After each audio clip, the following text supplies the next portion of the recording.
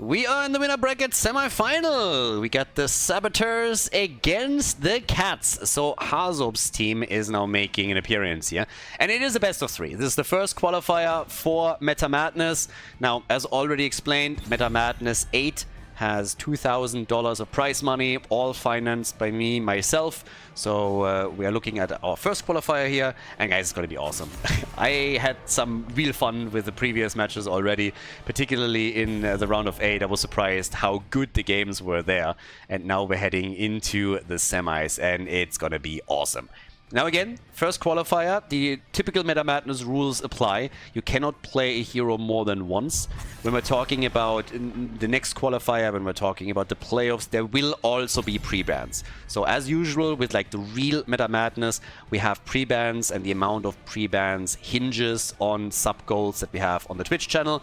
And for the first event, there's not going to be any pre-bans. So still, you can only play a hero once within the series, but there are no pre-bans for the first qualifier. When we're going into qualifier number 2, there will already be a couple, and the number will increase with qualifier number 3, 4, and 5. And then, of course, we're going to have the maximum number, or wherever we got with those sub-goals for the playoffs. So things are just going to get more exciting as we continue with the tournament here.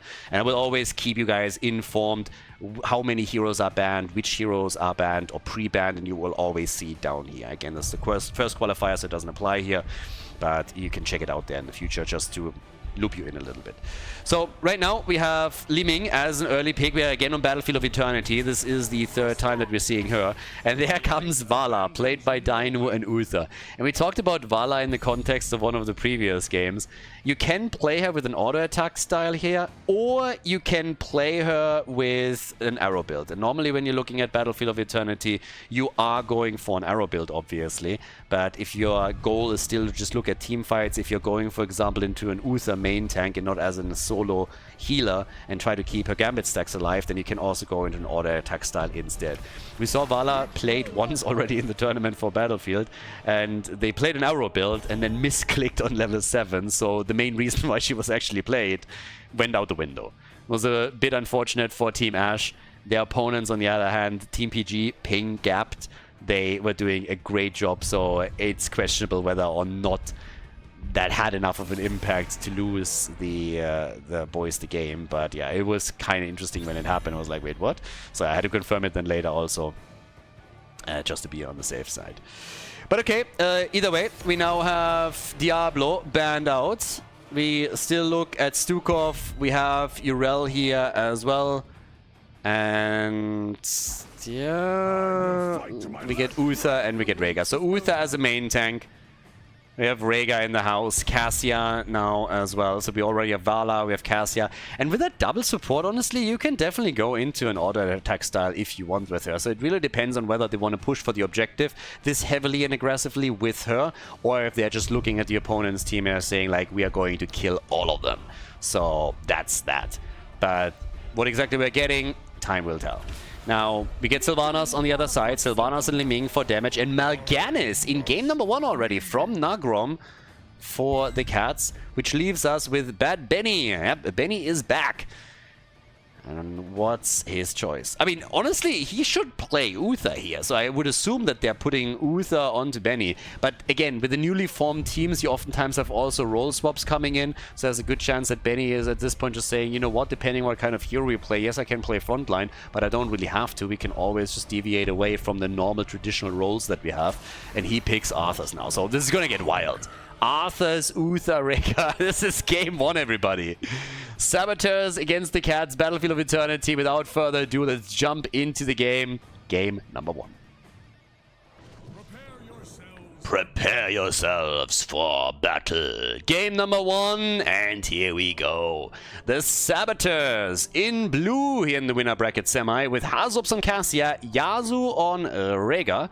Dino is starting indeed with the auto attack, so he has 2 supports behind him, and they're going for auto attacks. Rutsu playing Uther and Bad Benny on Arthur's, and even he's stacking, so we're getting Eternal Hunger as our level 1 quest, whereas the Cats themselves, they start with Captain Rex on Uther Uther. Sorry, on Stukov. We have Hiraeth on Yrel, Dark Reader, aka Drakia on Liming, Nagrom on Mal'Ganis, and Unforgiven is playing Sylvanas. Not the traditional split either. We have a support now on both lanes. And this is gonna become super interesting, because how are they going to lane this throughout the game? Are they really sticking to this 2-3 split, or are they going to adapt? Now, Vala is currently at the top together with Uther. Again, she's stacking into auto attacks, but even down here, we have them immediately jumping onto Stukov as he presents himself on the map. I kind of want to see what exactly Arthas gets out of his quests, because I personally really like this particular build. I like the trade build for an actual bruiser. The problem that I have with it is that it always feels it's not impactful enough. I would love if Blizzard at some point, you know, I don't really expect any big balance patches at any point, but what I would have loved even in the past is them just tweaking builds a little bit so they become more interesting to players. When you have a build like this one that is basically never really played, at least not on the proper level, then you could just tweak the numbers slightly and see if that gives people an incentive to switch builds or to play it occasionally. So instead of the 4 additional damage, you could make it 5. That's a pretty significant improvement, of course, but you could see, okay, is that gonna change things? If not, can we tweak it a little bit different so that Arthas towards the late game really becomes a proper bruiser with good damage numbers that can have an impact, or how do we play this out? Now, it's obviously more than just like the damage to the talent, so that's another point to make in the conversation, but still something to consider. Navala stacking up at the top. She's currently sitting at 17. Always want to make sure that you don't die when you go for this. He made the choice to go into auto attack damage, so it's all about single target. We're not seeing an arrow build that would mean more damage on the Immortal. They're clearly looking towards team fights more so than anything else. But even with good stacks, I mean, Vala is still doing decent damage. She just misses out on some of the bonus damage she gets with the level 7 talent. But oh, down here, look at that. Nagrom gets caught and killed, so he's dead. Nagrom is the first one to fall, and that means first blood for the Saboteurs. Okay. Up at the top, what we have is Vala still turning Yrel into a bit of a pincushion, and now sitting at 29 stacks. Level 4 talents are kicking in for both teams. We have the Triumvirate here, the Hand of Freedom! The Space Goats! Yep, Murica! And down at the bottom of the map, it is Deathlord for Arthas. As a level 4 choice, Uther dropping the hammer with a Pursuit of Justice. That righteous little shit. And yeah, here we go. First Immortal. And the first ones to the party are the Saboteurs. So they come in and they're taking the halftime show with flying colors here. Bit of resistance from the cats, but nothing too insane. And still the team fight's breaking out and more of a chance to get some damage in. Rhaegar isn't here yet though. He's still up at the top trying to deal with the camp. I mean, good in and of itself, shutting down that lane push. Red team still has to deal with the Shaman at the bottom of the map eventually. But they are poking from a distance again and are trying to get this one. As Unforgiven is pew-pewing the blue team's Immortal, but honestly, he is fighting a bit of a losing battle there, if you ask me. Nice zoning from some of the heroes that we're seeing to protect the Immortal, but now the fight gets really pushed towards them. And here comes again Vala. And they're also looking for a potential kill. They really want Stukov if they have a chance. Vala's just dancing around the Immortal. They're still getting additional stacks. They get a kill on Uther too. Quest completed for Arthas. Vala's at 46. She's getting close. Gets also attacked, but Dino can still vault out of the fight easily as they're making another play. This time Yasuo's a little bit low, but so is Yrel. And they're not the only ones. Benny is the one that gets targeted and killed. Goodbye Arthas. And they still save the Immortal. Now they might still lose it, but they now have more of an opportunity to put Sylvanas into a position where she can at least minimize the problem. And she will Dino. He is going to get this one, or at least you'd assume so, particularly with the rest of the team moving in. But with 2,300 hit points only on the shield, yeah, that's alright. For one of the early ones, that's still okay. The problem is really that there's a lot of stacking going on too. And you can really tell that Mal'Ganis is already struggling with it.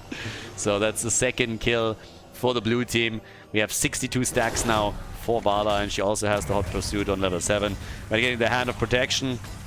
We got the Icebound Fortitude and the push now up at the top with Immortal #1. Saboteurs are looking good. Their stacking is working well. Arthas is done with his quest. He can now continue to stack damage on his level 1. Depends a bit on how he wants to continue with the build. Has, of course, options. Also, Death Coil continuation for Arthas can be fairly powerful. The wall has been destroyed and half of the hit points on the fort have also been taken out. So, there's that. And down to the bottom of the map, we still have Rhaegar. He's been side laning quite a bit. I mean, again, fair amount of wave clear that you have with him too, played properly. And that's what they're currently doing here. So things are looking quite good for the blue team. Not too big of a lead, don't get me wrong. I mean, again, we're not looking at them destroying forts and having a 1 or 2 level lead here. But this is still a pretty nifty little advantage that they currently have. And with maybe a kill or 2 up at the top, they could also go for the first structure. Then again, Benny is completely surrounded and he's the first one to fall. The camp at least was taken by the blue team. And they're turning it again on Nagrom, so it's a kill for a kill as Mal'Ganis falls. Probably, I mean, they were hoping for a bit more here. After they killed Arthas, I think they were fairly happy and thought that they could follow up with a second kill, if not get that camp. But Dino is, as usual, just dancing around the opposition and is locking one hit in after another, which helps him to 74-75 stacks now. And as the game continues, Vala is, of course, going to continue also her little power journey there. Still only 3rd highest damage in the game, at least for now. Cassia and Liming are both ahead of her. Down to the bottom of the map. Yeah, careful. Yrel gets slowed down. They get a couple of nice hits in from Bad Benny, but definitely not enough yet. He's sitting at 10,000 damage. Bit ahead of Mal'Ganis and everybody. He has 12 stacks on level 1. Nothing insane, but again, it's an additional 50 damage or so that he gets in for now. I would have used that opportunity to get another stack. There's a level 10 abilities for the two teams. Or at least for one already. And it's again just a race. Nagrom is anchoring the play, making sure that nobody is moving over without them realizing it. They have the Divine Shield. Bit of a panic button for Vala. They actually go for both, so they have the Ancestral Healing ready as well. Immediately, Liming, careful, trying to get the kill here. Same time, we had Yrel moving back out. Divine Shield is in. Arthas is trying to move deep and gets isolated again, but they're also getting a drop on Nagrom. He's trying to get away. Arthas gone. Mal'Ganis too. Both tanks die again. And particularly Nagrom is really having a tough time here. If they can get Dino, that might be nice, but even that is backfiring slightly. So now they can make another move for Rhaegar and potentially take one of the 2 supports out. But with Uther still being around, there's so much heal and so much sustain for the blue team that it's just really, really tough for them. Vala herself at 102 stacks, so still continue stacking. And the blue team is again ahead on the objective. Not too massively, but they are consistently the ones that make the plays here and force the opponent to react to them, which is of course quite uncomfortable when you're playing for the Cats. So the damage output for Vala, she's at 21,000. Cassia still ahead, but Vala also getting a good amount in against the Immortal here, and of course she's padding her stats further, particularly level 1 talent damage, and if she can survive, if she doesn't lose any of the Gambit stacks, and level 16 in particular is gonna be a very rough talent tier for Mal'Ganis, because once that you have Manticore, yeah, Mal'Ganis is already struggling, and with Manticore it's gonna get even worse. His hit points are gonna melt away. Arthas, he's the punching bag here, died 3 times already. Vala again, sitting tight here, but you know what? The red team has an opportunity. They chunked this down pretty heavily. Good for them. Ults are all available for both of the teams, by the way, so nothing has changed on that account. 15 stacks now also for Bad Benny, so able to hit a little bit harder. Nice Howling Blast too, gets 2 connected, goes straight into the Immortal range, has to pop his ult to survive through it, but he's putting pressure onto Captain Rex, and Stukov is now moving backwards, is locked down again, and thanks to the Divine Shield, Vala gets the kill, and Dino is able to even escape. Beautiful play from the Saboteurs. They're losing Uther, but Stukov, he's gone. Liming is dead. They go for Urel. Might get another kill. The Space Goat struggling. She's down too. 7 kills to 5, and the objective is once again won by the blue team. They also have a camp at the bot lane, going for the fort as they are about to lock in maybe another kill. Nah, Nagrom survives, but this fort doesn't stand a chance. So W's all around for the Saboteurs. They are having experience. They just got the kill lead. They lock in an objective, and even before the Immortal appears on the lane, it's a fort destroyed at the bottom of the map. So yeah, they are looking great here. Very powerful performance in this first game by the Saboteurs. This is the winner bracket final, semi-final once again. So they have high hopes of advancing to the next round. It's qualifier number 1. Each round you play, you get a few more points if you win, and that is the goal here. Make it to, I mean, obviously win it, but you don't qualify automatically if you win a qualifier, but you lock in a lot of points that will help you to make it into the playoffs. Captain Rax gets again targeted, and that is another kill against Stukov. Cassia goes down, but wait a second. What? Liming is alive. Now the keep isn't, but Liming getting out of that situation? Whew. Spicy play. I thought he was dead for sure. But they got the kill against Cassia, and then Liming makes it out of the fight. Didn't change the fact that they lost their keep, but everybody else at least made it out. A level difference between the two teams here. 8 kills to 6, 14 to 13. And Bala now at 176 stacks on her level 1. And Arthur's is sitting at 20. He's at 25,000 damage.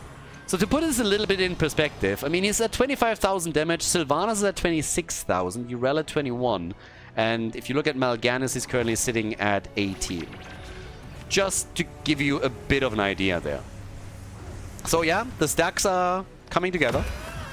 It's not insane, but he has quite the impact in those plays. And Vala has taken over the damage numbers. She's sitting at 39,000. Cassia is trying to catch up with her. But once that Manticore pops in here, I don't think there's a chance for Cassia to get anywhere near the stacks and the damage that we're getting from Vala. Benny gets saved with a nice Ancestral. They really dove deep for this one. They are still engaging in that fight. And if Arthur gets a hold of them with his aura and maybe another Howling Blast, then they're going to have trouble moving away from this. Look at Dino. Dino knows that he has two supports behind him. And he's just sitting there thinking, alright boys, I got this. You guys keep me alive, I'm gonna drop them, one after another. But 16 isn't there yet, it will be in half a level though. It's one of the reasons why the red team is currently fighting this heavily and looking to battle out. Because they don't want to go up against a blue team that has a talent advantage over them on the next objective. Problem is, they won't be able to avoid it when we're realistic about it. So, yep, 180 stacks now for Vala, and Manticore is soon gonna kick in. And that's when particularly Mal'Ganis is gonna have a really bad day. Was already rough enough as is, but with level 16, it is just going to continue. So here we are. They're going already for Urel. Benny is zoning. Benny is slowing them down. Benny is making the plays here. And, yep. This is getting nasty. Captain Rex! Stukov just gets caught too many times. Yeah, they catch him again and they take him out. Here's level 16. That gives us Manticore, and Vala is about to get to the 200 stacks, which of course makes things even more problematic. Yes, it's a rough game from here on out. Saboteurs obviously came in as the favorite. I mean, there's no denying that. They are one of the teams that is a favorite to not only reach the grand final of the qualifier, but also potentially take it. We have Vala now on 47,000 damage, and Manticore wasn't even a big part of the last battle yet. But that is soon going to change, because this fight is now for the top keep, and if this is lost, then the Cats will not have a single structure left outside of their core, and that is just tricky. 9 kills to 6, half a level until 16 for the Cats, and the damage is gonna ramp up very quickly from here on out. But Benny is sitting at 34,000, very respectable. Doesn't even have as many stacks on level 1 as he could have, but very respectable plays around his aura. I mean, he's been zoning them time and time again. Arthur's with the build, focusing more and more now into Frostman with the Frost Strikes there too. And he's getting there. I mean, he's sitting at 28 stacks now. He's getting that damage out. The keep is gone. And it seems like they are just using that opportunity to go for the core directly. This looks like it's lights out. Benny dies, though. Benny dies. Maybe a chance for him to bring it back. There's level 16. The Immortal gets slowly chunked, but the shield on the core is also getting removed, and Mal'Ganis has fallen as well. And Vala, well, she is still getting the damage connected, and now they just have to auto-click the core, and that is that. Right-click that bad boy, and here's the lead in the series for the Saboteurs at the first qualifier of Meta Madness. Before we head into game number 2, make sure that you subscribe to the channel if you haven't done it yet so you don't miss out on any future content here on Khaldor TV. Garden of Terror, map number 2, and well, we're here for the second time because a player disconnected halfway through the draft, so now they're redrafting this, and I can already promise you it's gonna get wild now. It's gonna get really wild. We're gonna have some fun with this, for sure. It is great. So, honestly, I just want them to go through this faster because the picks are going to be fantastic. Garden of Terror is the map, so the lead obviously goes to the Saboteurs. Kind of feels that they don't remember what they banned previously. But yeah, they're going to quickly get an idea there. So apparently some internal team debate is currently going on what happened. But of course they have to repeat the same picks and bans. So yes, Hogger is eliminated. But the picks were absolutely glorious. Honestly, this is the first qualifier. So right now we don't have pre-bans, but starting with qualifier number 2, we're going to have some pre-bans, all hinging on the sub goals on Twitch. With qualifier number 3 and 4, we expect those to increase, and then of course for the playoffs we have the maximum amount of pre-bans. And already here we have picks like this: Vikings and Abyssal to just start the draft off, and then Cho'Gall instantly as the pick on the other side. So yeah, this is the first and the tamest of them all when it comes to qualifiers. No pre-bans, and we still see this. Both teams embracing the memes, both teams embracing the fun. It's gonna be awesome. It's gonna be absolutely great. So again, reminder, Meta Madness 8, we have $2,000 prize money, all financed by me. And with this, we're now having, from the get-go, just an incredible tournament. Really fun. We had good games before, and I can't wait for this map to start, honestly. It's going to be glorious. I said it also, again, previously, and I want to highlight this again for YouTube. If you guys are interested in some of the merch, we added a new collection. We had the Fruit Fly collection, we have the Khaldor collection, we have an HGC collection, Heroes Gaming Community, still going strong. And now we have a Meta Madness collection. So there's a link in the YouTube video descriptions if you haven't seen it yet, and if you want to check it out. My personal favorite are the mugs. I like them, I love them. They don't fade, and they are awesome. But then we got a double global. We have a triple global. We have Cho'Gall triple global now. Dehaka, Falstad, Brightwing are in the house. And it is a battle of the macro games, I'd say.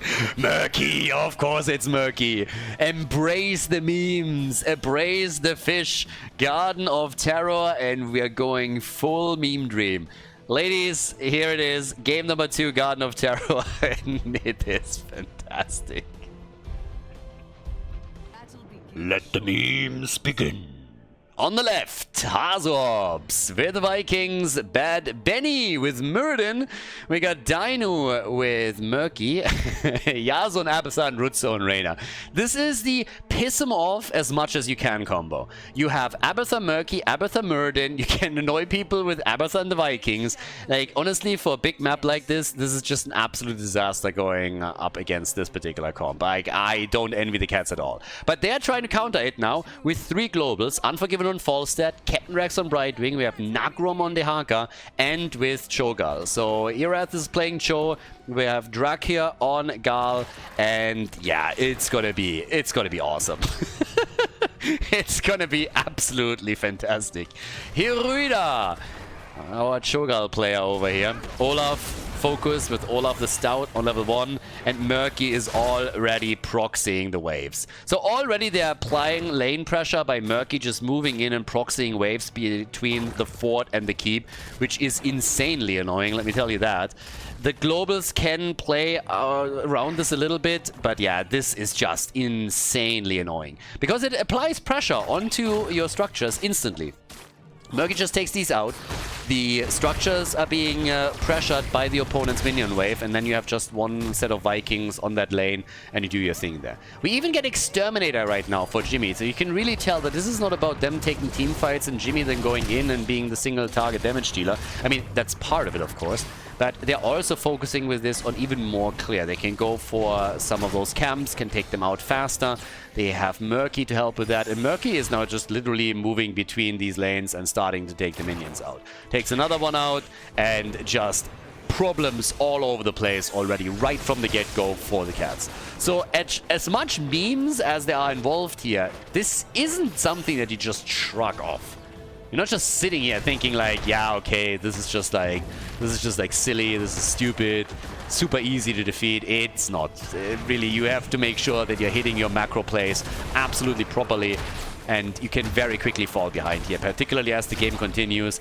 As I said before, Muradin, Abathar, insanely strong later on in the game. If you're talking about Murky together with Abathar, similar picture. So they have to really try and shut this down, and it's not easy when things like this happen. Nagrom now gets attacked, but he makes it out. Has to pop his essence, though. Muradin in the meantime with the reverberation, but down here they're trying to invade the camp. The globals are doing their best to deal with it, but that's already a siege giant camp stolen away, and Brightwing gets killed in the same play, plus Nagrom is also looking a bit low and might fall here. So yeah, Nagrom is down. That's a double kill and a stolen camp, and then they are diving Falstad. Falstad is in trouble, and thanks to Abathar they can just simply jump in and drop him here. So 3 kills to 0, and just look at the gap in experience. They have it all now. Dino has lost his egg, but still, he's been doing enormous work for the team already. At least Cho'Gall is doing well against Eric. I mean, that's not fair. That's 2 players against the third. That's not okay. That's just not cool. That is just not cool. So that fort is nearly gone, but now they are trying to take Cho'Gall out, and Brightwing has to help out to make sure that doesn't happen.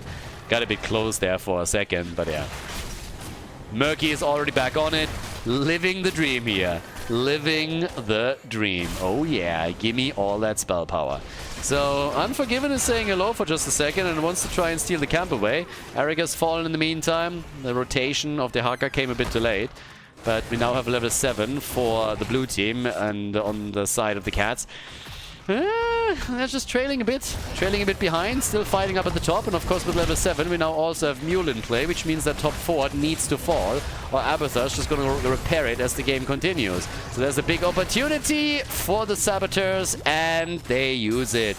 Not only do they take down Cho'Gall, but they also protect their fort further, and now have a great opportunity to just repair it, and make sure that there's just no way for the cats to get an easy structure destroyed. So yeah, pushing for that a little bit earlier before level 7 might have made sense. We now have the Enraged Regeneration for Cho'Gall after starting this off with the Callous Tide. Of course, Murky still doing the same thing. I mean, it shows also in the stats here. You see Murky with 25,000 siege damage. Nobody else is even close. Murky has continuously just roamed the lanes, moved between the middle and the bot lane to proxy the waves here, make the life of the Vikings so much easier, and it is absolutely showing. Muradin with a bit of an assist, has to jump out, still needs to be careful. Falstad, get close there. Could have tried and get something done. At the top, they're putting pressure on the Rutzo, with Jimmy getting attacked by Cho'Gall, but nothing really happening there yet.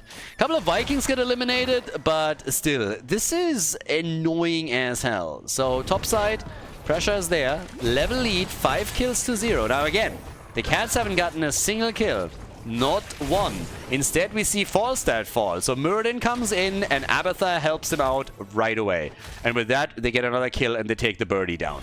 So over here, they're making a move for maybe even Cho'Gall. Keep your eye on that experience bar, because once that level 10 is in, you might see another kill. They want Jimmy and they just can't get him, can they now?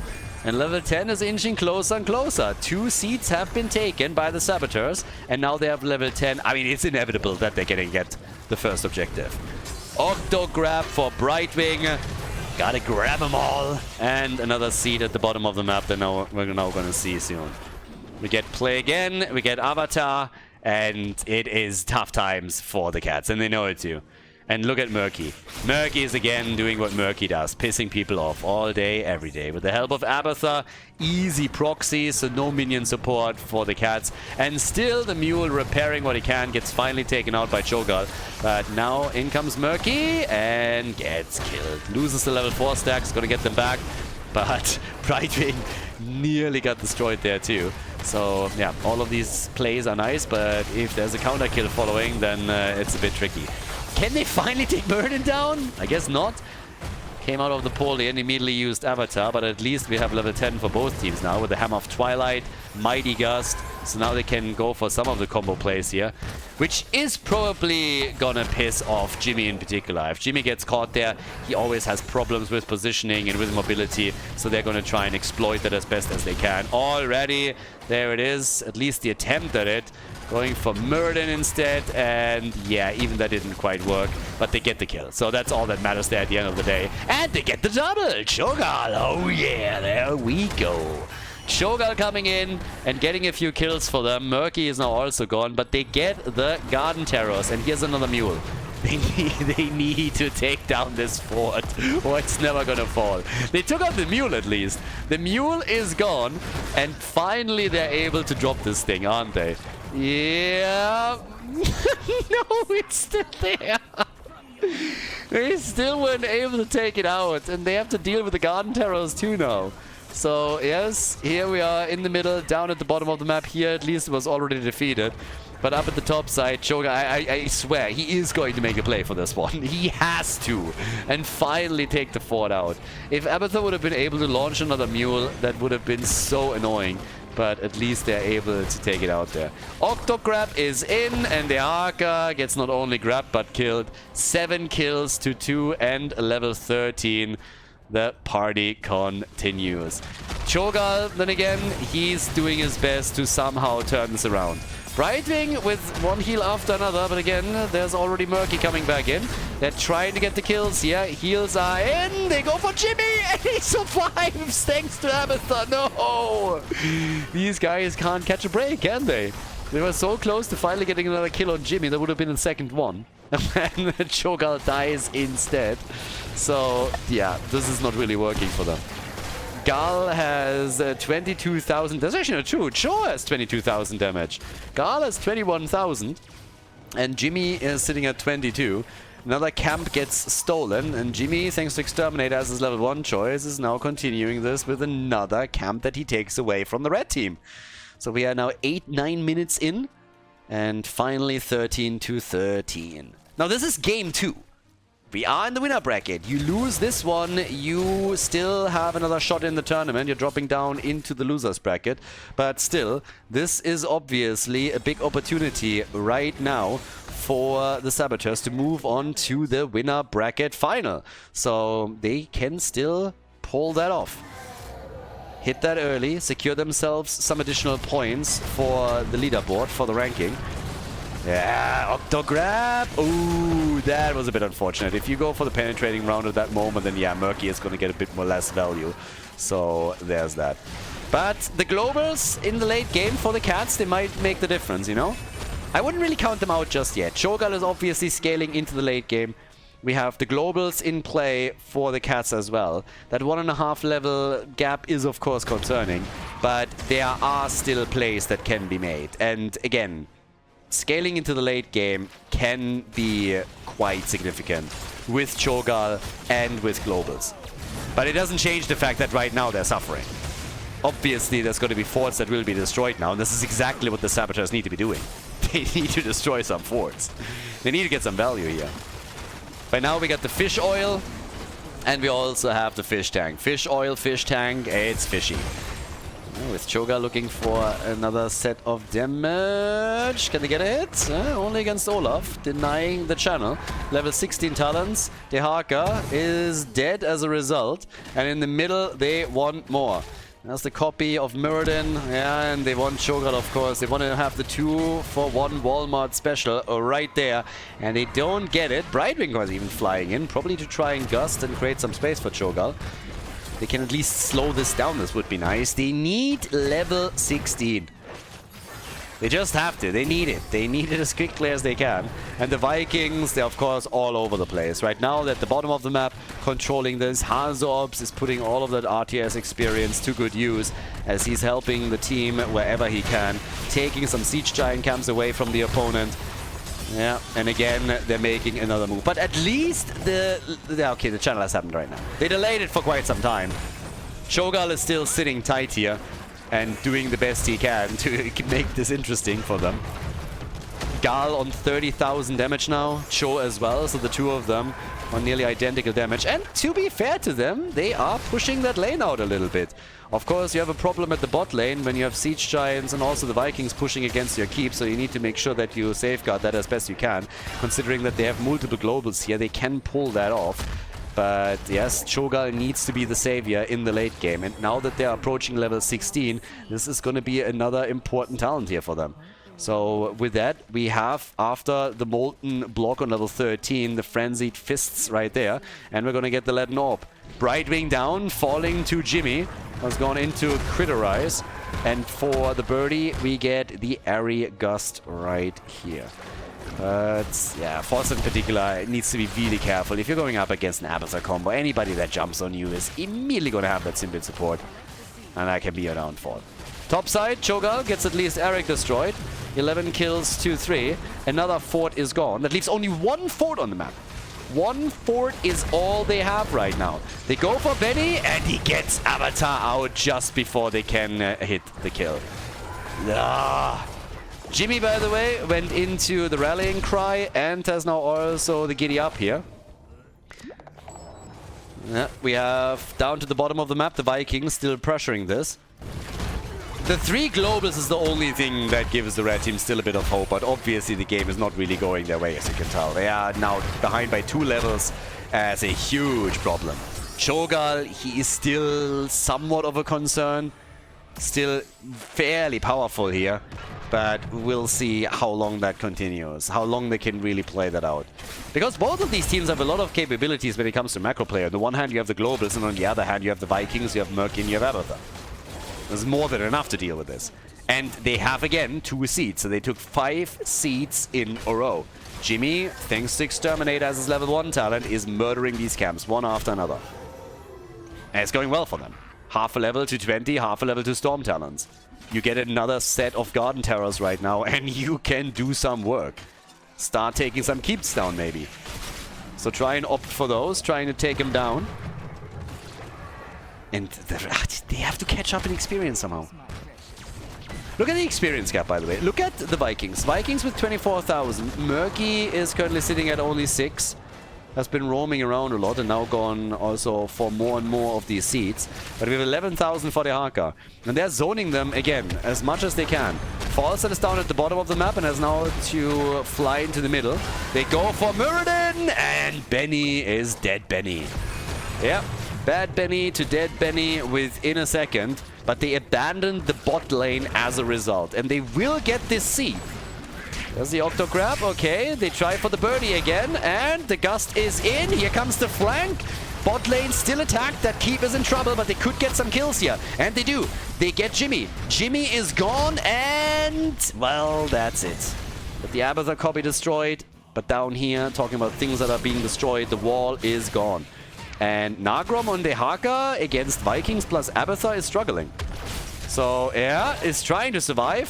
Vikings, they might have gone a little bit too deep, but you can't really blame them for that. I mean, look how Olaf alone is just threatening all of this.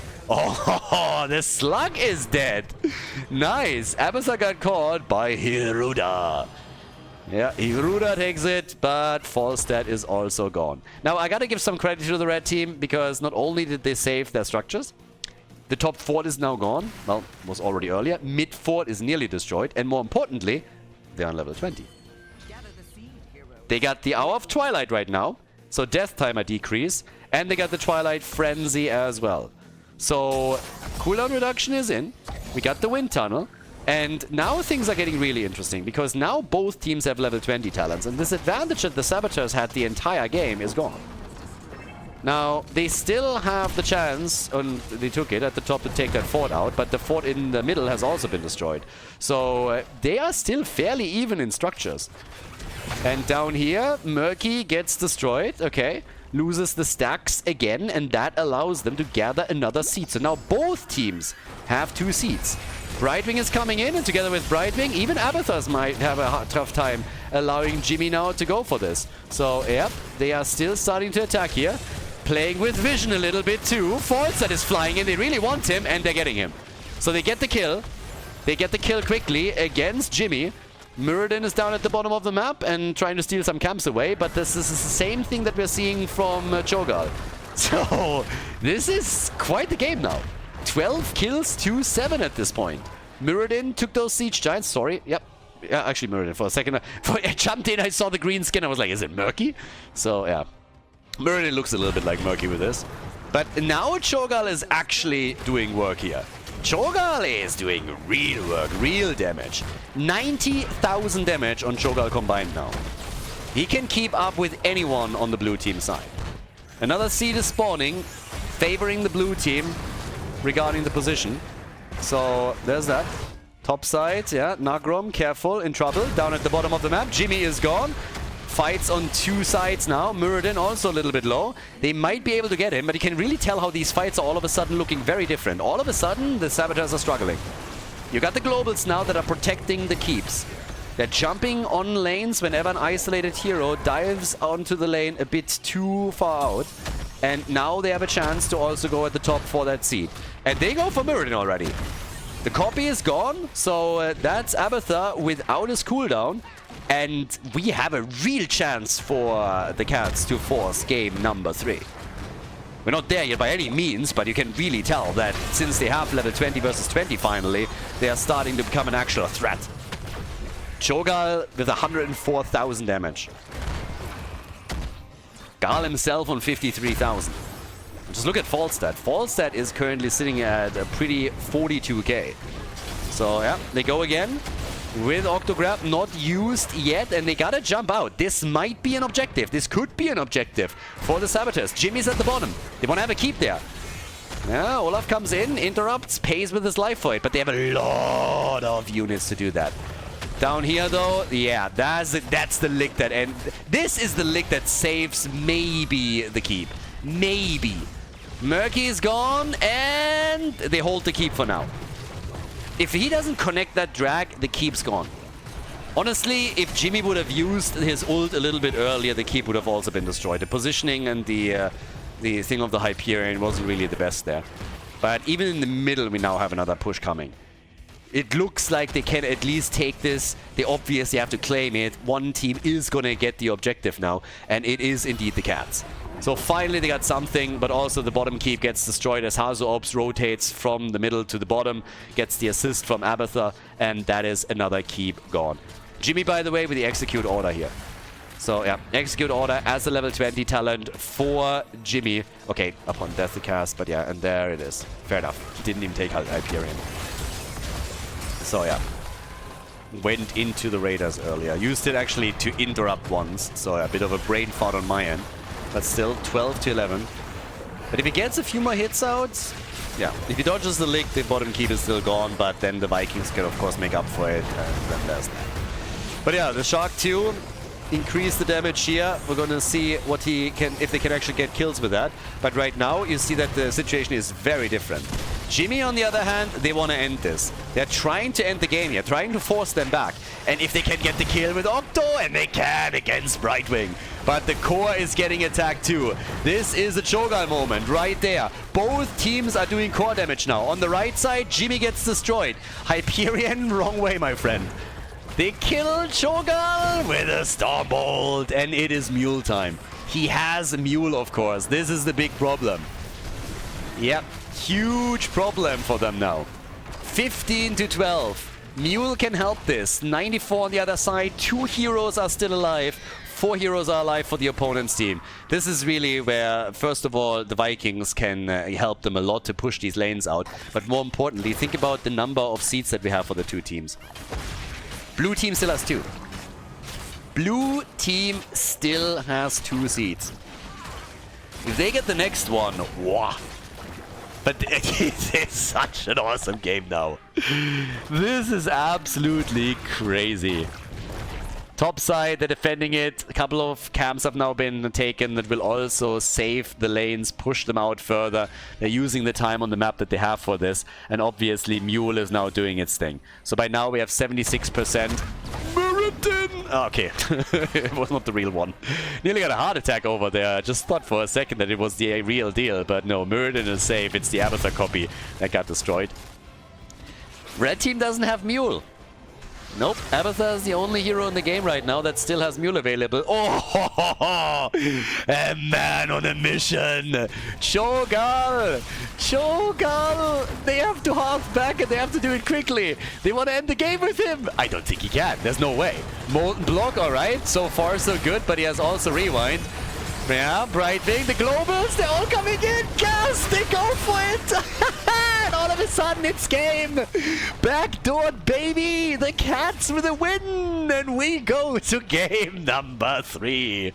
What an awesome match.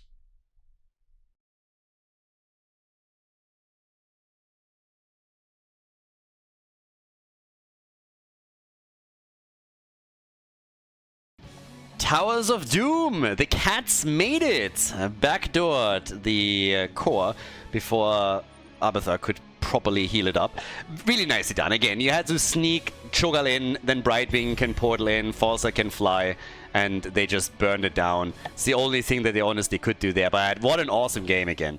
The round of 8 matches were already fun. Now we're in the semifinals and we're looking at the first one and it is awesome. Love it. Absolutely love it. So with that, what are we getting? We have Towers of Doom as our final map in this one. 20 heroes are now banned. The 10 heroes that have been played in game number 1 and the 10 that have been played in game number 2 cannot be played again. Normally, that means that you have to think outside the box, but given the fact that a lot of these heroes now include Vikings, Abathar, and also Cho'Gall, that means that most of the heroes that are left are actually more or less meta heroes for you. So, yeah. Tracer gets banned, Blaze gets banned. I can't honestly wait for the next couple of qualifiers where we're already gonna have a couple of pre-bans. It's gonna be pretty entertaining there. But yeah, let's see what they can actually pull off now. Because this could be a cool game. We still have stuff like Samuro up. They could go for an absolute normal composition right now. But we could also still get some cheeky picks here, even though a lot of them have, of course, already been used. For now, though, looking at bans, it's just traditional lineups. Get rid of Tracer, get rid of Diablo, get rid of one of the strongest side laners that we still have in the game, of course. Get rid of Blaze in this case. But show me what you got. Game number 3. And again, winner brackets. So whoever is making it here goes to the winner bracket final. The loser will drop down into the losers bracket. Still has a chance to get some extra points and make it towards the grand final. We have 5 qualifiers in total. I also want to stress again that these are open for everybody to sign up. So you can go to Khaldor.tv, check out the news there. The stream schedule is also available there and just have a look. But we're starting things with a Genji pick. I keep forgetting that he was still available. And Lucio too. So Team Overwatch is coming in swinging. More Overwatch, more better. Go for it right there. But yeah. We got Jojo. So Joanna is also part of... Nice interrupts obviously against any altar channel that you have there. You get the wave clear on the lane. Siege up on this a bit. She's always a good pick. Always a nice one. Some maps are a little bit better than others. The more you can bring the wave clear into your playstyle and into the strategy, the more value she obviously gets, which makes her particularly strong on Infernal Shrines, on Tomb of the Spider Queen. But even here, very powerful. And talking about powerful. First time that we're getting Sergeant Hammer. So Hammer gets picked together with Leoric. Jojo can use her blind a bit. against Sergeant Hammer, but every time that you have to push into a hammer composition, you know that you're in for a pretty bad battle or something that you are not going to enjoy. So yes, we have a strong start into the draft for the Cats. One of the best damage dealers that is still available here. But since this is only game number 3, we still got plenty. They got Kane gets banned, the old man with a stick gets dropped, and a majestic beard. I mean, if you dye Malfurion's beard green, you have budget Malfurion. That's what happens. Beards are kind of similar. But final ban on our final map here in this particular series. And it is Junkrat. Alright, the red gets junked. No Riptides in this one. No grenades either. And now a little bit of a moment of truth. I want to see what the damage is. Also, are we going to get some crazy pick again? Is there still anything left? Are they all of a sudden dropping a Gazlo on us, for example? So, still a few options available if you really want to go deep. And I still have to stress this is qualifier number 1. We get Artanis, of course. Dainu loves his Artanis, and he goes for it. In Meta Madness more so than in any other tournament, for obvious reasons. But still, Artanis for the side lane, and we have Hanzo. So, how are the Cats reacting? They just went in and dropped a Cho'Gall on their opponent in the previous game. What are they gonna do now? What's the main tank gonna be? It's the first question. Stitches! Stitches Malfurion! Malfurion for the root, Stitches for the hook. Old school. Even slow on the Entomb from Leoric, and that leaves us with the final pick. It's Hazops on Towers of Doom that still has to pick another one. The final map, game number 3. The series is tied. Only one team can advance to the winner bracket final. Which one is it gonna be? The final pick for the blue team is Chen. It's panda time. Okay, they're pandering to the audience pretty hard right now, but yeah, they watched the Panda Stone. They rubbed the Panda Stone a little bit. So yeah, part of the Pandaverse here apparently as well. Let's go everybody. Towers of Doom, map number 3. Game number 3, and it is time for the Panda. We've seen that a lot from Capybara in the Korean tournament that we casted just the other day. So now Hazops is playing Chen for the blue team. We have Yasu on Lucio, Bad Benny on Johanna, Rutsu on Hanzo, and Dainu is playing Artanis. Level 1, the reactive parry. To the right side of the map, the Cats. Starting things off with Sergeant Hammer, going into ambush as a level 1 choice. We've actually seen this also in the Korean tournament. Captain Rex on Malfurion, we got Hirath on Leoric, Dark Raider aka Drakir on Genji, and Nagrom is playing Stitches. Kick it up, baby, against those hooks. My man needs playtime, and he is looking for it in game number 3. Stitches wants to play. And play he shall. So, let's go. And let's see what he can pull off here. For now, what we do have is indeed a fight in the middle, and it leads to the immediate kill.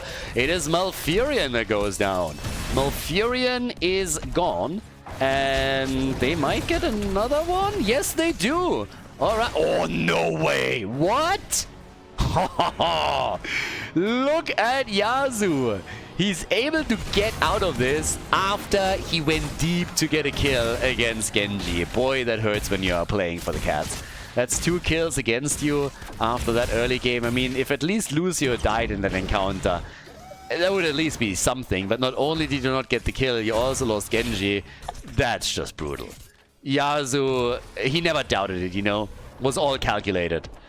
The man is a rocket surgeon. He is just, yeah, way too damn good. IQ 200 plays. He's like, I tried dying. I don't like it. I prefer killing other people. More playtime for me. Let's go. So, 2 kills to 0.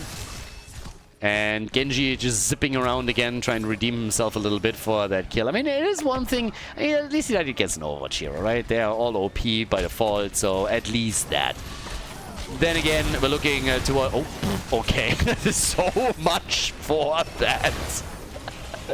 How did that even happen? Did he get hooked or did he just like face check? Let's take another look at this. I actually want to see this. Okay, so let's have a look at what happened there. Did he hook or did he just face check this one? He got hooked, right? He must have gotten hooked. Yes, there's the hook. My man with the big hook right there. Lucio got smashed. Absolutely crushed. Love it. One moment he was there, the next moment he was just dead. So big play already from Stitches. Nice follow-up, of course, as well. The whole team came together for this one. They just hated that kill earlier. Nice swap. Look at you, Dino. Gets the Malfurion swap. I mean, that's the one that you're really looking for. Malfurion is gone. You got the subwoofer on level 4. And they nearly kill. Can they kill him? Ooh, yes! Hanzo is dead. Brotherly love as Genji comes in and just slaps the shit out of him. Alright, so 3 kills to 2 and we're in for a game, aren't we? Fights are happening all over the place. We get kill after kill. Of course, the red team is really looking forward to level 7 when Sergeant Hammer is finally going to get access to some extra mobility. Shots are being fired on both sides, and that leaves us now with the battle for the bottom. The bottom altar, and level 7 should be there very soon for the Cats, and then they can siege up with Hammer and force the opponent to push into them if they really want to fight over this one. Then it's up to Dino to try and see if he can get a good swap going. But there it is. We got the hover siege mode. And of course, on top of that, we also get the serrated edge. Talking Dino, he went into the Solarite Reaper here after getting shield battery on level 4. And here's the chance to start pushing for altar number 3. Both teams so far with one single channel. Particularly Captain Rex has to be careful, by the way, because the problem that he has time and time again is that he finds himself at the front line whenever Dino is able to get one of these swaps out. Not the case just now, but also Stitches looking for some extra hooks can always interrupt on Artanis, and Dino is also just teasing a little bit and saying, oh, again? No, there's no follow-up. He gets the hook and then there's no follow-up.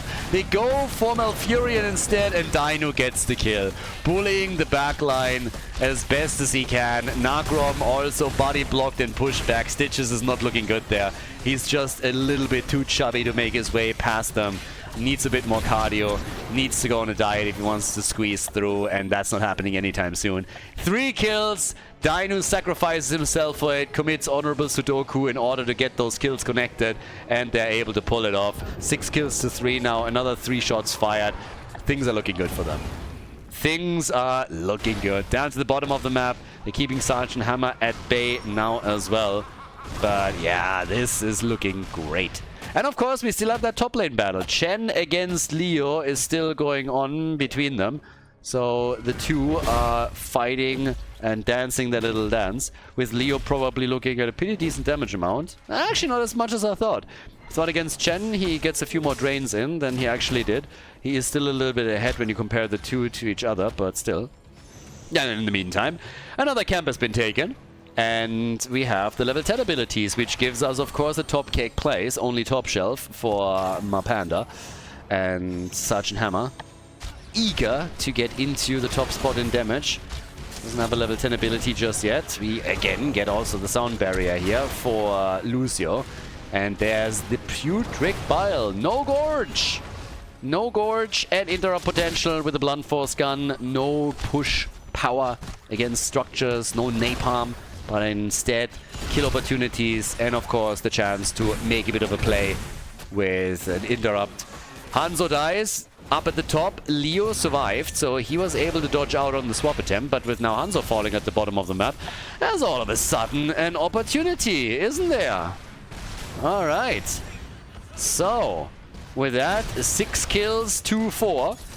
Another altar spawning at the bottom of the map, but the damage is already being done as the entire wall gets destroyed. So there it is. We have in the middle with Chen now moving. I mean, again, they have a pretty beefy lineup when you think about it.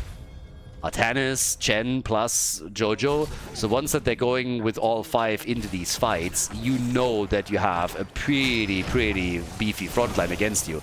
And Malfurion is going to experience that firsthand because he gets kicked back and he finds himself once again up at the front. Nice entomb though, but it also traps Malfurion and he dies. It's all Gucci if they at least get the counter kill, and indeed they do. Nargrom is having none of this shit. He comes in and he just hooks Hanzo, and they get a follow-up kill as Dainu dies. Artanis is gone, so Malfurion dying for a good cause, and that is another channel.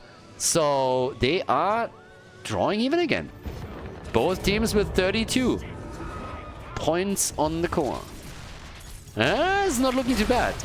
I really like the way that the Cats are controlling these fights right now. It's not easy against an opponent that has that beefy of a front line, and both Chen and Artanis can be a real pest against you, particularly when they're supported by Jojo, who comes in with additional stun, comes in with the condemn, and also a blind against Sergeant Hammer. That in and of itself does obviously not guarantee you anything, but if you can stack that on top of everything else that they're contributing, then a few shots less taken by the Sergeant are great. Sergeant Hammer, on the other hand, should have a fairly fun time once level 16 is available, because then we're talking Giant Killer. For now, it's the Hyper Coolant engines right here. We're also getting the extended hook range for Stitches, which is, in and of itself, a huge win. A short distance arrow. Not doing too much for them. Oh, and that BFG didn't do anything either. Leo is at the top, by the way, so this is a 4 versus 5 that they're fighting. Genji, yeah, zips out. The hook! Yeah, and the kill. Hanzo dead. Hanzo is dead. Nicely done. In a 4 versus 5. They lost the camp, but they get the kill. And Leo has done more and more damage up at the top and is now coming in once more. So, yeah, this is not looking too shabby. 7 kills to 7. God, seriously, I love this qualifier. Qualifier number 1, and it's already insane fun. Great games. We've seen Cho'Gall, Murky, Abathur, Vikings. It is brilliant. Chen, Artanis, they're all here already. And yeah, it's fight after fight in the round of 8 already. Now here in the winner bracket semi. Another focus on Malfurion, and he's dead again. Poor Malfurion gets targeted time and time again. This is the 5th time now that he's fallen. I mean, he's not having fun here. And Hirath up at the top, he's also going to die. He's not going to make it out of this one. Fat Illidan was already on his heels. But now Genji gets destroyed. So all of a sudden, the game gets, I mean, completely flipped on its head as they are taking 3 heroes out. That means that they can take the top right altar, and they're now channeling on the top left too. So they're getting both of these, which drops the red team's core down to 24 points. So a fairly nice gap now in favor of the Saboteurs. The Cats, again, they're making some really neat plays, but if they then fall apart in a fight like they just did here, then that of course gets quickly negated, which is exactly the problem they got to deal with now. So Hirath again trying to get out. Hook, nope, no helping hand, no hook, nothing connecting. So Leo dies again, activates his trade, sorry, my bad. He activated his trade, didn't die. Calculated. Absolutely calculated. Gets value. Trade value. Gotta get something out of this. Oh! And that's the big one. Against Dainu. Dainu's to use the ult. Okay. And gets another big swap. Swaps himself into trouble. Also Genji into trouble, but he nearly died for this. But they're still turning it on Sergeant Hammer. And that's Hammer destroyed by Hanzo. And Malfurion dies for the 6th time. So they have level 16 now, and this is going to be a bell tower conversion. And more than that, they're getting another glorious swap from Dainu. The crowd goes wild. They look at Artanis. Viable, viable, viable. At least in Meta Madness, he is, you know it. 13 kills to 7. Stitches is gone. Playtime maybe a little bit too much for him. Leo at the top, but this is the bell tower conversion at the bot lane. Level 16 lead, level ahead. They are looking good. They're looking really good. They can steal the camps away now, and more momentum now in the hands of the Saboteurs. Top side, I mean, Leo's doing his best. He's doing the best that he can to get them a bell tower conversion too. So far, it hasn't really happened yet. But yeah, this is going to hurt. There's 5 shots fired against the red team's core, and there's all of these pumpkins that are now coming through too. On the left, they're taking another camp, and if they can now also push at the bottom of the map a few of these pumpkins through, then matters are going to get worse very quickly. Now, you have to be careful, of course. Stitches is back, so if he lands one of the long-distance hooks and gets you back towards the death zone, then you might quickly lose one of your heroes here, so caution is advised. But Artanis has a couple of swaps potentially ready as well. Pumpkins are destroyed, the hook hits, there's the root, and that's a kill. Lucio is taken down. No more Lucio in the game. And they are looking for a follow-up. They're looking for Dino, and they get him. And they nearly got Bad Benny too. So they get their kills. They're not out of this yet. The Cats, they're realizing, boys, we still got a chance here. Let's go and do our best. Let's try and retake that bell tower.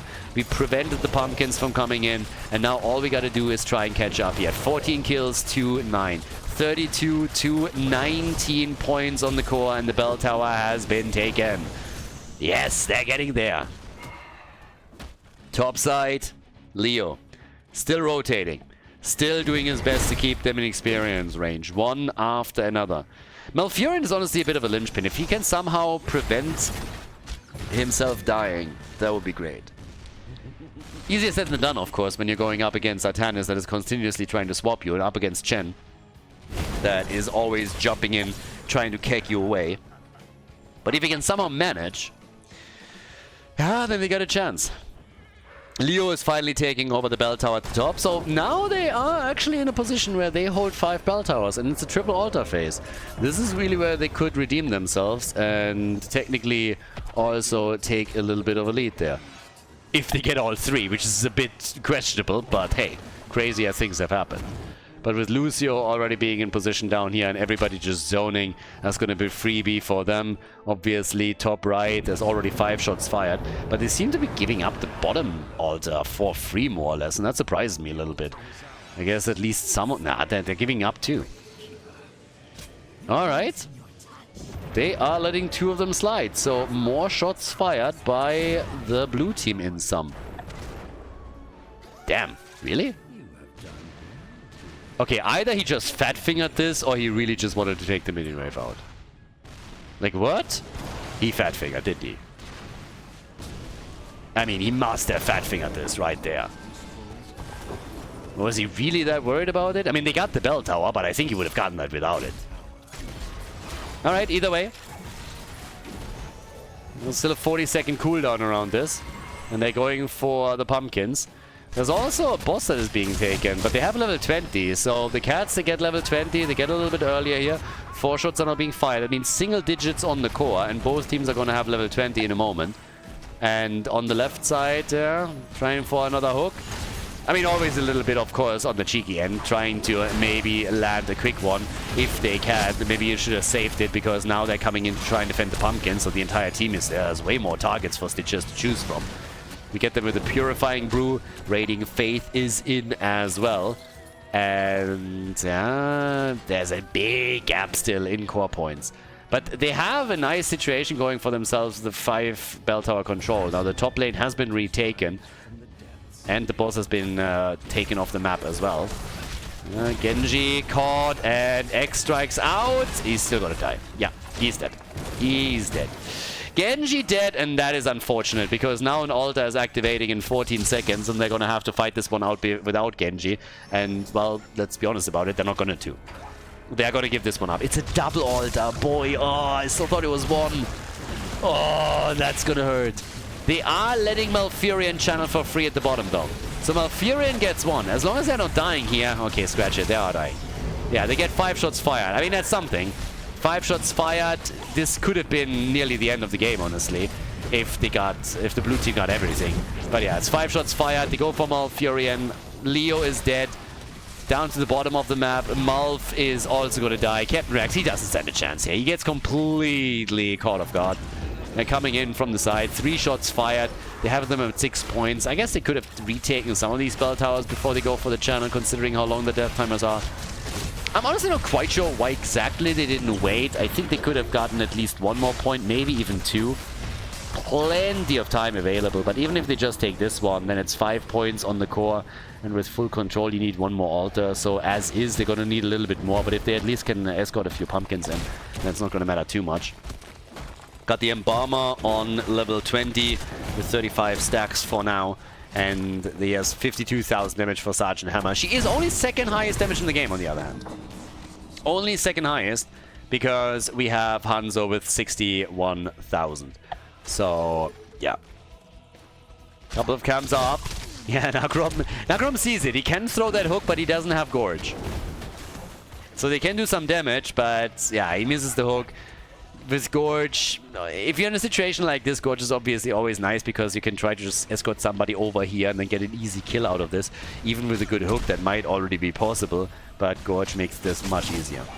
Malfurion died 7 times in this game. 7 times. He's not enjoying this at all. They're flanking in on him whenever they can. That was a great entomb, though. Damn. Fantastic entomb, and Hazu still survives. Hazu still survives through it. As great as the entomb was, Hazu is alive. But they are losing Lucio now, so that might be even better for them. They're obviously fighting tooth and nail here. They want to go to the winner bracket final. The red team, they're trying to bring this back. It's a 5 versus 4 now, so finally they have another shot. There's still a massive gap between the two teams in core points, 17 points in total, but now they can at least take, I'd say, 4. I would wait. Yeah, they're canceling. Of course they're canceling. They're taking this one first. That gives them 4 shots, so 18 points against 5. Maybe they can take a bit more control. 30 seconds for Lucio. But they're going to get at least this channel. And of course, this prolongs the game too. Gives them a fighting chance later. 1 minute and 8 seconds for the boss at the top. And a little bit of damage also done at the top side bell tower. But you need to win a few more fights. And there's another entomb. So they got the Buried Alive ready. Yeah, they go for Dainu. If they can land a hook here, and they landed on Hanzo. The root is on the ground, but not quickly enough. So they cannot get a kill. They gave them a small heart attack, probably, and adrenaline was pumping on the blue team, I can tell you that much, but they can't get the kill, so they weren't able to lock one in. But what they could get is still another hook with Stitches. This is the annoying thing when you're playing against Stitches in the late game. One good hook is all that they need in order to win a team fight. And sometimes it's a little bit random, but the better you can predict those, I mean...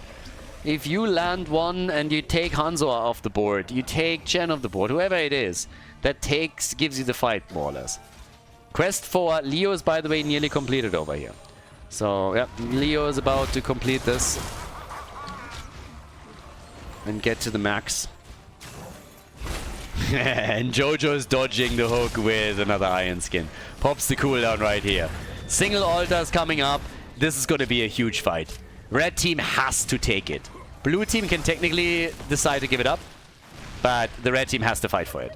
So here's the chance to edge slowly farther back into the game. And of course, if you're now winning a fight, if you get that kill here, if you win that fight, you can go for the boss too. Go for the altar, go for the boss. It could be the end of the game. It could be the comeback opportunity that the Cats were looking for. And that fight is happening. And they're all unleashing everything they got. All ults already used. Another hook, this time against Dainu. And Dainu, Trash Tannis is dead. Trash Tannis is dead. Hira takes the camp, and here's the opportunity to bring it back. Here's the opportunity. Not only do you have an altar available, the boss is up and you can go for bell towers. And they have to take the boss off the board. If they don't do that, then there's a chance that later on it's going to be the blue team to do it. So now they're coming in and they have to take that boss. I do not see them not take this thing. Do they really risk it? Only if they think they can get a kill here. Hook! They got it! They got it! He's dead! He's dead! Lucio is dead! Lucio is dead! And the entomb on Hanzo, the beauty! And the follow-up kill. Get wrecked, Overwatch. Get murdered. Get destroyed. 2 Overwatch heroes are getting crushed. 13 kills to 18. Up at the top, Nagrom, he is still playing this one out slowly, wasting their time. As long as he survives, they're all good. They get the channel at the bottom. There's another double altar coming up next. Or the channel, the conversion. And we're going to see them now converting also another camp. And of course, that boss is still up. But with 2 heroes dead, the Saboteurs are in real trouble. Yeah, it is a dicey one. This is tricky. This is really tricky. Because now the blue team is in trouble. They're in real trouble here. This one is a given. I mean, duh, what's going to happen here? Of course they're going to take it. They were safe on this. 10 points to 5. That's what we're going to see on the core. And they're trying to retake at the bottom of the map just in time. And while they do that, shots are fired, and now it's a double that's available. Now, here's the thing. This could end the game. This could really end the game. Bit more tricky for the Cats. Cats would have to win a team fight and convert another bell tower over first. But if both of those altars are ending up in the hands of the blue team, then of course it's lights out. It's game over at that point. So, well, here it is. The big opportunity. The big opportunity for both of these teams to take a significant lead. Guys, we're at level 23 already. We're 22 minutes in.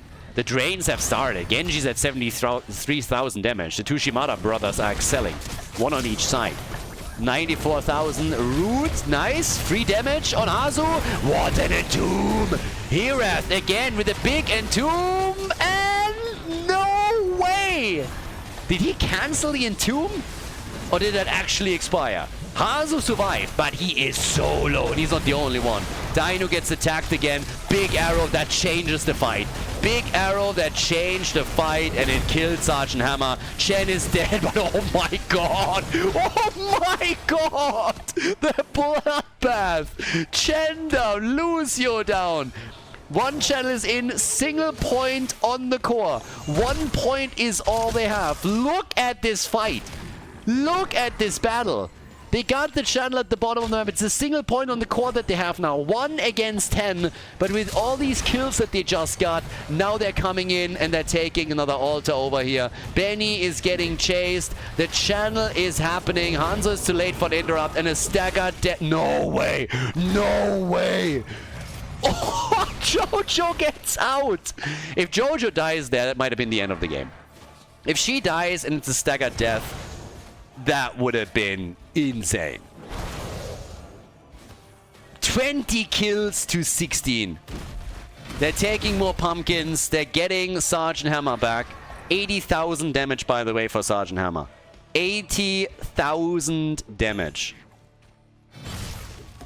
And well, talking about it, Sergeant Hammer with Giant Killer now, of course, as already highlighted earlier, is going to do murderous damage in this game. Now, they couldn't even convert a bell tower over. If Jojo would have died, that would have been an absolute no-brainer to get this one locked in. But yeah, not quite. But what a game. What a third map, honestly. 1 to 6 points.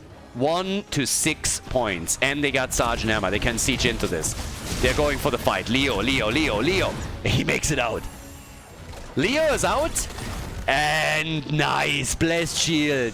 Blessed Shield and Arrow, both unleashed against Sergeant Hammer, and then it's the siege tactics that denies it. Blessed Shield also missed. But still. And there comes the double. They have to win both of them. They gotta win both of them. If they win... Guys, this is gonna end the game. These two altars are gonna end the game, one way or another. It's over, one way or another. Who wins it? Who goes to the winner bracket final? Who drops into the losers bracket? We had Shogun, Murky, Amethyr, and Vikings in game number 2. And now we have this. One channel is all you need if you're the blue team. You need 2 if you're the red team. He is going to get this one. For free? No. Dino is going to contest it. Dino contests it and interrupts it. And Chen is channeling now. Chen on the left is channeling. Oh my god. Another attempt. And he gets it. He got it. He got it. Only one altar is up. 2 points against one of the core. How close can this game get? Who wins the team fight? This is insane. This is insane. Sergeant Hammer. They're trying the entomb. They're saving the day. Benny on the run. And again, it's Dino with a Tannis that is jumping in deep. And all of a sudden, it looks like Chen might die. And in comes Lucio with the ult, but it's not enough. Dino Trash Tannis is dead. Not viable after all. Chen is down. They're taking the game. The hook hits and they win it. What a fucking amazing game. What an amazing series. And what a victory for the Cats against the Saboteurs in the first qualifier for Meta Madness. GG.